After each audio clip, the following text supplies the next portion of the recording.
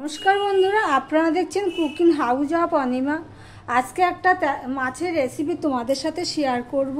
तार जोन्नो आमी एखाने कड़ाई बसिए दिएछि और एखाने दुटो तेलापिया माछके 4 पिस करे निয়েছি। নুন हलुद माखिए रेखे दिएছিলাম। कड़ाईटा गरम হয়ে গেলে आमी एखाने सर्षेर तेल दिए दिलाम। तेलटा गरम হয়ে গেছে। এবার আমি এখানে নুন দিয়ে দিলাম। নুন দিলাম এই কারণে মাছটা দিলে আর ছিটবে কম। ভিডিওটি স্কিপ না করে পুরোটা দেখার অনুরোধ রইল। এবার আমি মাছগুলো ভেজে নেব একটা একটা করে দিয়ে। দেখো এক পিঠটা হয়ে গেলে আমি উল্টে দিয়েছি, ওই পিঠটা আমার হয়ে গেছে। এই দেখো ঠিক এইভাবে লাল করে ভেজে নিলাম। মাছগুলো সব ভাজা হয়ে গেছে। এবার মাছ ভাজার যা তেল আছে তাতেই আমি তরকারিটা বসাবো। তোমরা যদি তেল বেশি পছন্দ করো তো তোমরা আরেকটু তেল দিয়ে দিতে পারো। এবারে আমি অল্প একটু কালো জিরে দিয়ে দিলাম, সামান্য কালো জিরে দিয়েছি।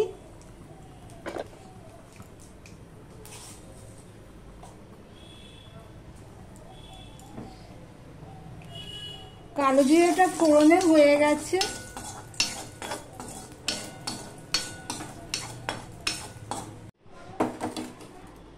কালো জিরাটা ফোড়ন হয়ে গেলে আমি এখানে পেঁয়াজ দিয়ে দিলাম আর একটা রসুন আমি কেটে রেখেছিলাম সেটা দিয়ে দিলাম।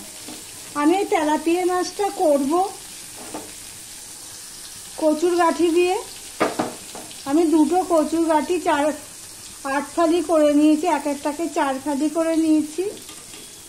এখানে একটা পটল ছিল, এর আগে রান্না করেছি, সেই পটলটা রয়ে গেছে, মাছে দিয়ে দেবো আর কি।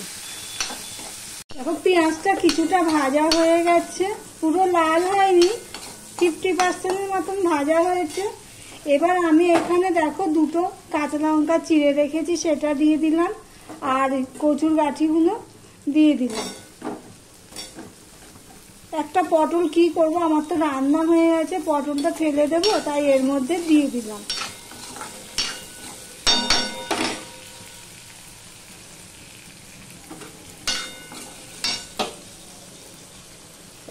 আমি নুন দিয়ে দিলাম, হলুদটা পরে দেব।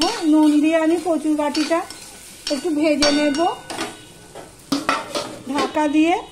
দেখো ঢাকা দিয়ে দিয়ে আমি কচুর গাঠি আর পেঁয়াজটা ভাজা হয়ে গেছে। কচুর গাঠিটা প্রায় অর্ধেক মতো সিদ্ধও হয়ে গেছে। এবার দেখো আমি এখানে হাফ চামচ আদা আর আধখানা টমেটো নিয়েছি সেটা আমি দিয়ে দিলাম।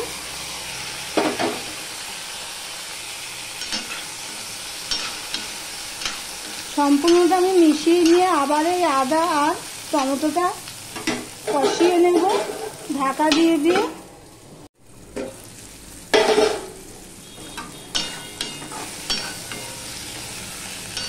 আদা কাঁচা গন্ধ চলে গেছে, টমেটোটাও নরম হয়ে গেছে। এবারে এর মধ্যে আমি মশলা অ্যাড করব।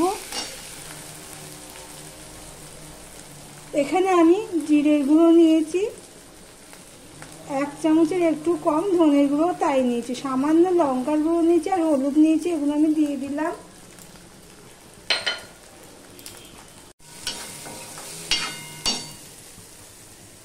মশলাটা কষানোর জন্য অল্প জল দিয়ে দিলাম।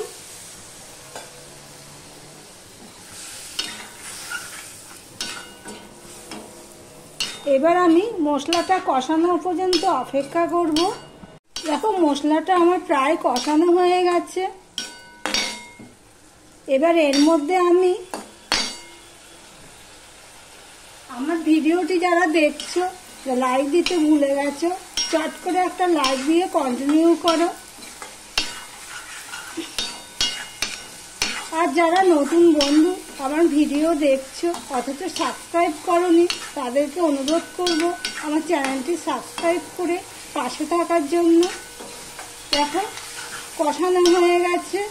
এবার আমি একটু রঙের জন্য কাশ্মীরি লঙ্কার গুঁড়ো দিয়ে দিলাম, দিয়ে আমি আর একটুখানি কষিয়ে নেব। দেখো কষানো হয়ে গেছে, তেল ছেড়ে দিয়েছে। এবার আমি পরিমাণ মতন জল দিয়ে দেবো, যতটা জল আর ঝোল পছন্দ করব ঠিক ততটাই। তোমরা যে যেমন ঝোল পছন্দ করবে সেরকমই দেবে। টাটকা মাছ তো ঝোলে ভালোই লাগে খেতে। দেখো আমি কিন্তু বেশি তেল মশলা দিইনি। এবার ফুটে ওঠার জন্য অপেক্ষা করব। দেখো ঝোলটা ফুটে উঠেছে। এবারে যে আগে থেকে আমি মাছগুলো ভেজে রেখেছিলাম সেগুলো আমি দিয়ে দিচ্ছি।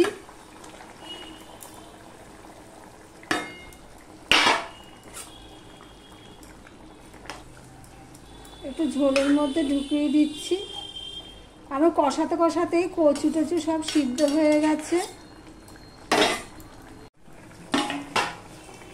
দেখো আমি ঢাকা দিয়ে দিয়েছিলাম, প্রায় 2 মিনিট মতন ফুটে উঠে গেছে।